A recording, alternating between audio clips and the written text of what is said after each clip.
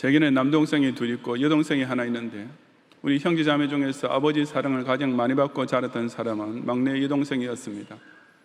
원로 목사님께서는 제가 가장 특별한 사랑을 받았다고 가끔 설교 시간에 언급하셨지만, 저희가 장남으로 태어났으니까 아버지께서 사랑하실 대상이 하나밖에 없던 상황이라 당연히 그럴 수밖에 없었을 것입니다. 하지만 막내 여동생이 태어나자 모든 판도와 대세는 일순간에 바뀌어 버렸습니다.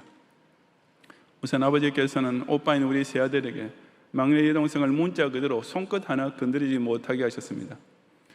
그래서 저는 두 남동생에 대해서는 형으로서의 권위를 지킬 수 있었고, 지금까지도 그런 대로 위계 질서가 유지되고 있지만, 이 여동생 하나만큼은 예나 지금이나 완전히 치유의 법권 지역이었습니다.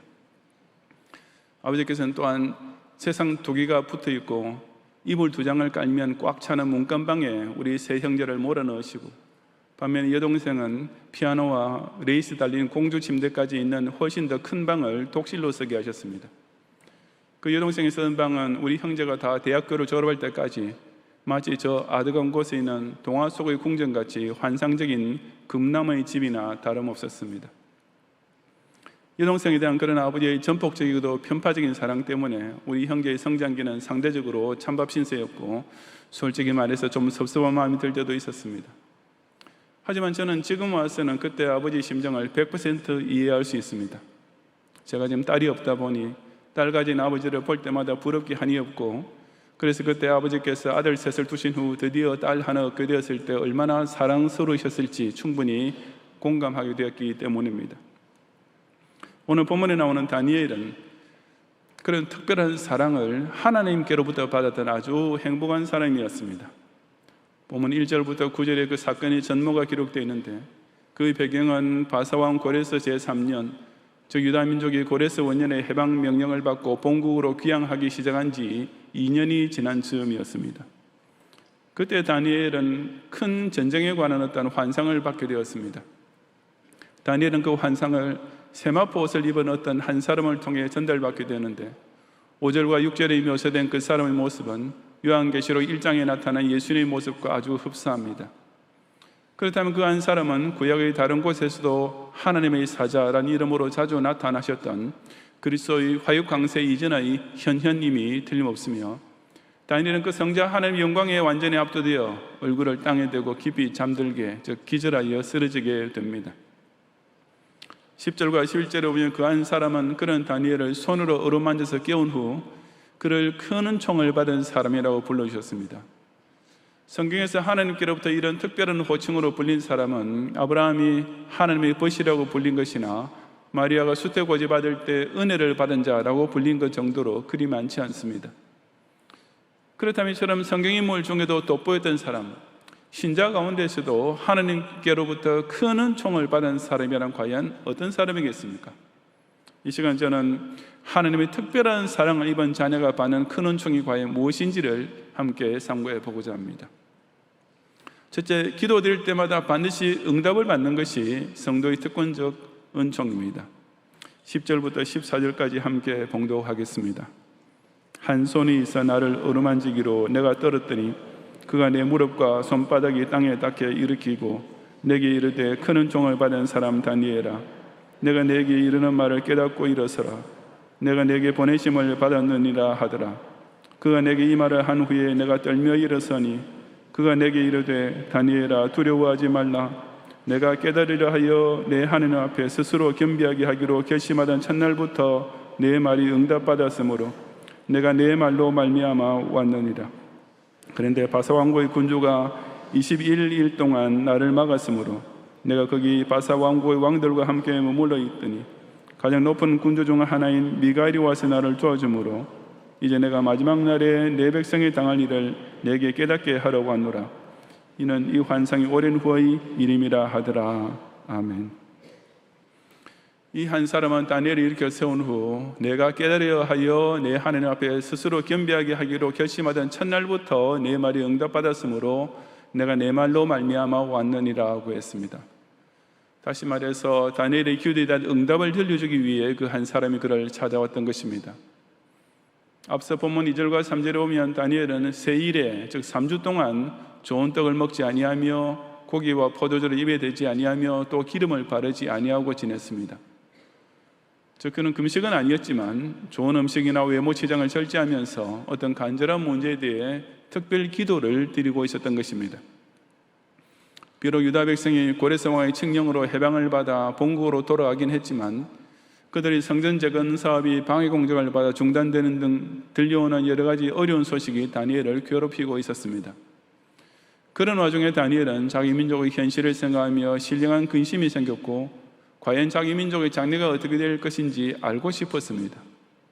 그것이 바로 다니엘이 깨달으려 하여 하나님 앞에 스스로 겸비하게 하기로 결심한 배경이었습니다. 다니엘의 그 기도는 3주 후에 드디어 응답을 받게 되었습니다.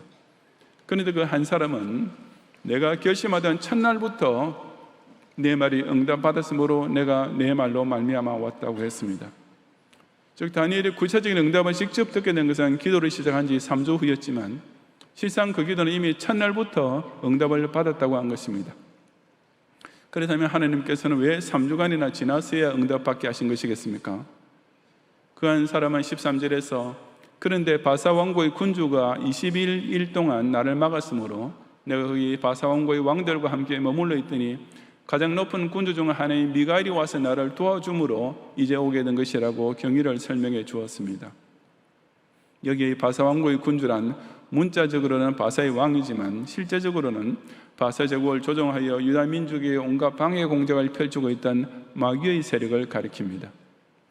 바로 사마리아 사람들이 바사왕 아닥사스에게 상수하여 귀환한 유다인들이 성전 재건을 하지 못하도록 했던 사건이 바로 그런 마귀의 소행이었습니다. 이 한 사람은 그들과 싸우느라고 3주간을 보냈고 그 후 천사장 미가엘을 도움을 받아 그쪽 일을 완전히 해결하고 나서 이제 다니엘에게 왔다고 한 것입니다.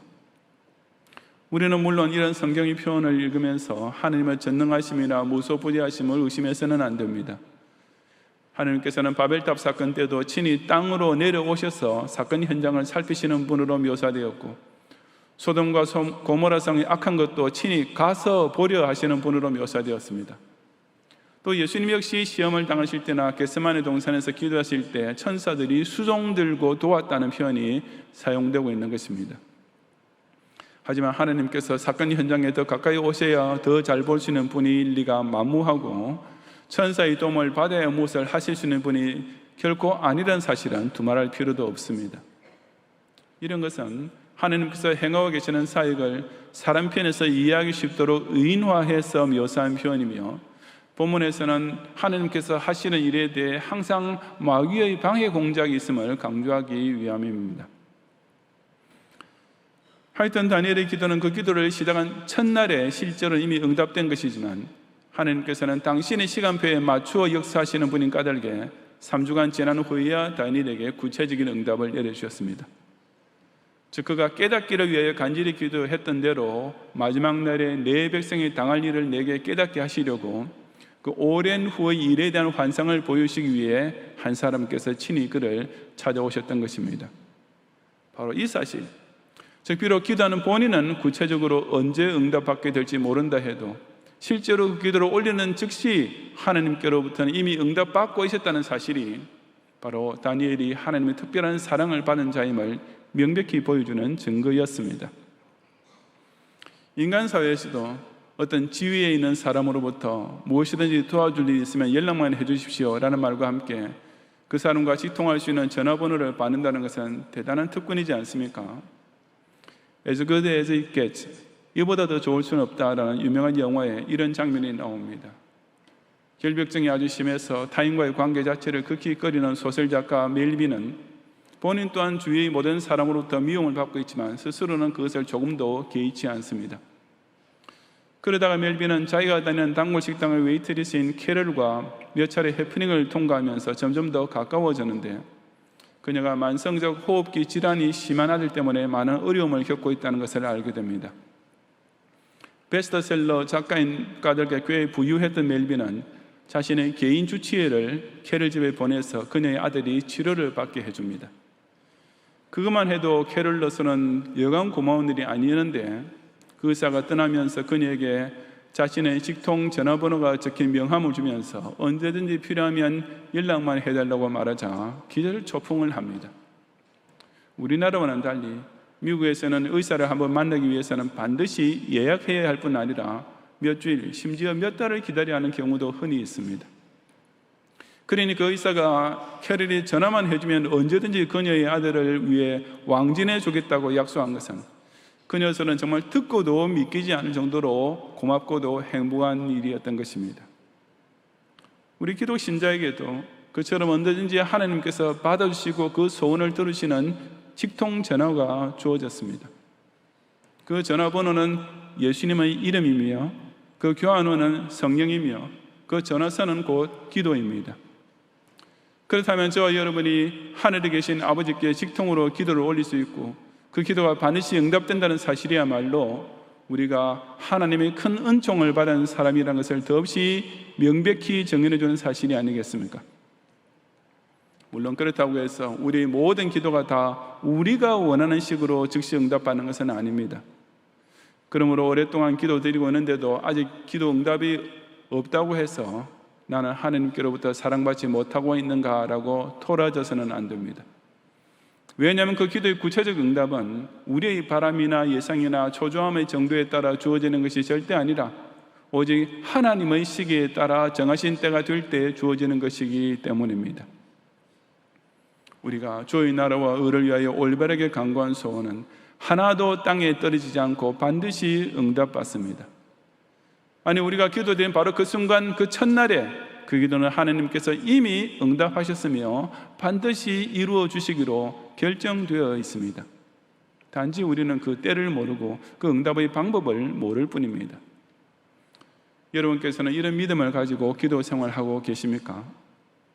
내 이름으로 무엇이든지 내게 구하면 내가 행하리라 하고 약속해 주신 예수님 말씀을 철석같이 믿는 가운데 겸비한 자세로 결심하고 기도드림으로써 그 모든 간구에 대해 반드시 응답받는 큰 은총을 받은 성도가 되시기 바랍니다. 둘째로 성경 계시를 통해 구속사의 비밀을 깨닫게 되는 것이 성도의 특권적 은총입니다. 10장 15절 이하 11장 1절까지 함께 봉독하겠습니다. 그가 이런 말로 내게 이를 때에 내가 곧 얼굴을 땅에 향하고 말문이 막혔더니 인자와 같은 이가 있어 내 입술을 만진지라.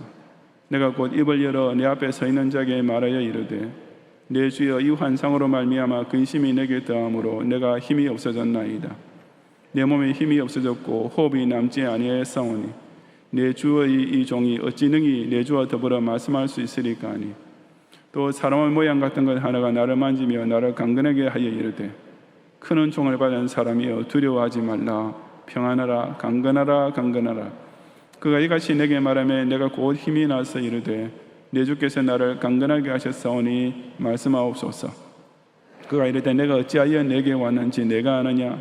이제 내가 돌아가서 바사 군주와 싸우려니와 내가 나간 후에는 헬라의 군주가 이를 것이라.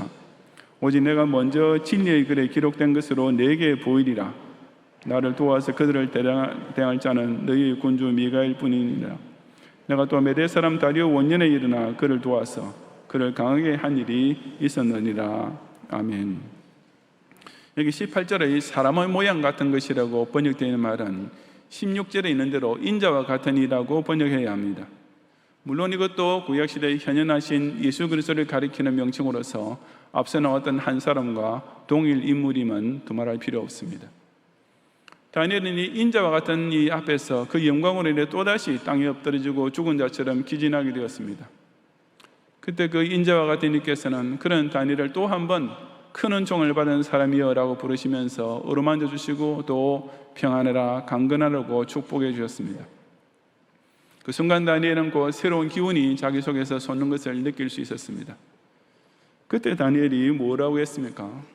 내 주께서 나를 강건하게 하셨사오니 말씀하옵소서라고 했습니다.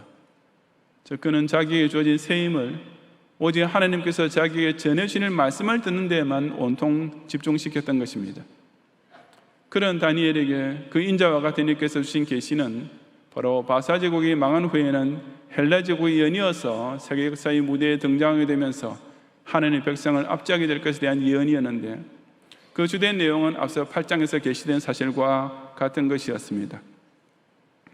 하지만 이 본문에서는 그 같은 사건이 조금 다른 각도로 선포되고 있습니다. 즉 지상에서 그런 세계사가 이루어져 나가고 있는 동안 하늘의 영계에서는 하나님께서 당신은 수종드는 천사들과 함께 어떻게 사역하고 계시는지를 묘사하고 있는 것입니다. 그 인자와 같은 일은 이제 내가 돌아가서 바사 군주와 싸우려니와 라고 하셨습니다. 사람은 육안에는 그저 바사 제국이 유대인을 압제하고 있는 세상 역사만 보이겠지만 실은 마귀가 그 바사 제국을 하수인으로 부리고 있으며 하나님께서는 친히 천사들을 동원하시며 그 공중의 권세 잡은 악한 영들과 싸워 그들을 끝내 물리치신다는 뜻이었습니다. 인자와 같은 일은 또한 내가 또 메대 사람 다리오 원년에 일어나 그를 도와서 그를 강하게 한 일이 있었느니라 라고도 말씀하셨습니다. 다리오 원년에 일어난 일, 유다 민족이 바벨론에서 해방을 받고 귀국하게 됐던 그 일 역시 다리오 왕이 마음대로 한 일이 아니라 하나님께서 친히 그를 돕고 강하게 역사하심으로써 성취된 일이었다고 말씀하신 것입니다. 세상 사람과 군왕들은 그저 자기 눈에 보이는 대로 역사를 이해하고 자기 힘으로 역사를 스스로 이루어가는 것처럼 착각하고 있지만 다니엘이처럼 하나님의 계시를 통해 이 모든 것이 오직 하늘 보좌 위에서 영계와 지상계를 완전히 붙잡고 전적으로 역사하시는 하나님의 손에 의해 이루어지고 있음을 보고 있었습니다. 하나님께서는 이처럼 진리의 글에 기록된 것을 먼저 다니엘에게 보여주셨습니다.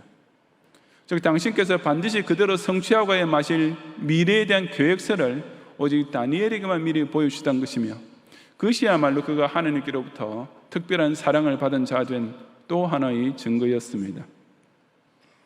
미국에서 1929년 10월 24일에 소위 암흑의 목요일이라 불린 대공황이 발생하기 직전까지 대부분의 미국 사람은 영국의 경제학자 애덤 스미스의 소위 보이지 않는 손이란 이론에 근거한 영원한 번영이라는 환상에 빠져 있었습니다.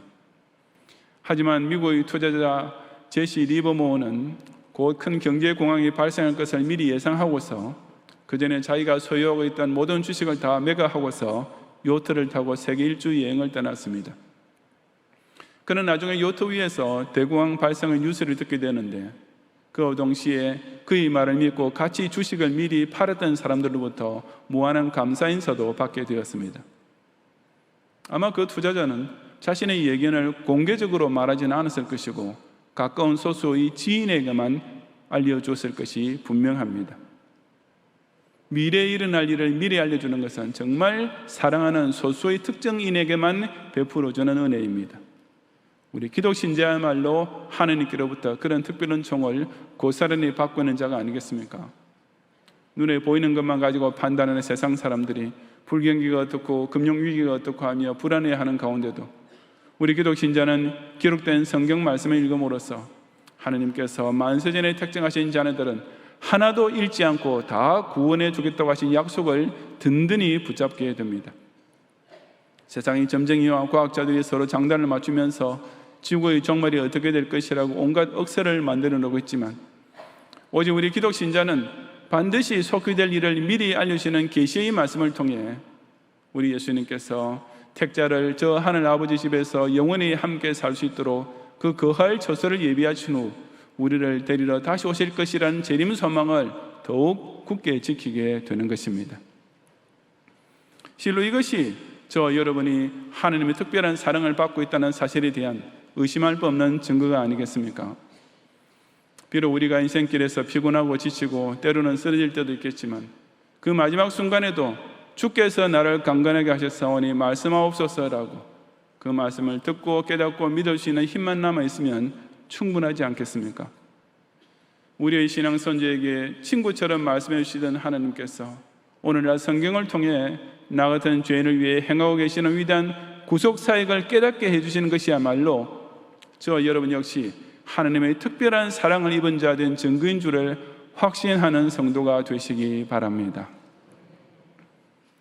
성도 여러분, 인자와 같은 한 사람으로 나타나신 주님께서는 다니엘을 가리켜 큰 은총을 받은 사람이라고 부르시면서 이 두 가지를 주셨습니다. 다니엘이 하나님께로부터 특별히 사랑받은 자라고 해서 남달리 건강하고 장수하는 복을 받은 것은 아니었습니다. 그가 큰 은총을 입은 자라고 해서 갑자기 승진하거나 재산이 증식된 것도 아니었습니다. 그 대신 다니엘은 기도의 응답을 받았고 계시의 말씀을 깨닫게 되었습니다. 그것이 곧 하나님께서 특별히 은총을 베푸시는 자에게 주어진 최고 사랑의 증표였던 것입니다. 하나님이 이런 사랑의 표현을 절대로 별것 아니라고 가볍게 여기시면 안 됩니다. 어려운 일이 있을 때마다 언제라도 찾아가기만 하면 조금도 귀찮아지 않고 자기 사정을 진지하게 귀담아 들어주는 친구의 사랑이 식당에서 밥 한 끼 사주고 생생 내면서 끝내는 것보다 더 값어치 없겠습니까? 인간관계에서는 그렇게 생각하면서도 하나님께로부터는 재물이나 신유 기적 같은 값싼 사랑만을 기대하고 기도와 말씀을 통해 베푸시는 진짜 특권적 사랑을 하찮게 여긴다면 말이 되겠습니까? 국민 중에는 민정시찰을 나온 대통령과 직접 악수도 해보고 인사말도 한마디 나누게 되는 사람들이 간혹 있습니다. 혹은 자신의 딱한 사정에 대해 청와대에 직접 호소문을 보내서 무슨 격려의 금일봉을 받는 사람도 있을 것입니다. 하지만 그런 일과 언제든지 대통령과 독대할 수 있는 특권은 비교도 될 수 없는 것 아니겠습니까? 우리 기독신자는 올리는 기도와 들려주시는 말씀을 통해 언제든지 하나님과 독대할 수 있는 엄청난 특권을 누리고 있는 자입니다. 언제든지 우리 기도를 들어주시고 우리를 향한 당신의 계획과 사역을 기록된 성경을 통해 자세히 알려주시는 것, 우리가 이보다 더 큰 사랑을 하나님께로부터 받을 수는 없습니다. 내 뜻대로가 아니라 아버지 뜻대로 기도가 응답되는 것, 육안으로 보이는 것을 초월하여 진행되는 하나님의 놀라운 구속사의 비밀을 성경을 통해 깨닫는 것, 이런 큰 은총을 누리고 있는 나 자신이야말로 하나님의 특별한 사랑을 한몸에 받고 있는 사람인 것을 깨닫고 진심으로 기뻐하며 감사드리는 성도가 되시기를 주님의 이름으로 축원합니다. 아멘.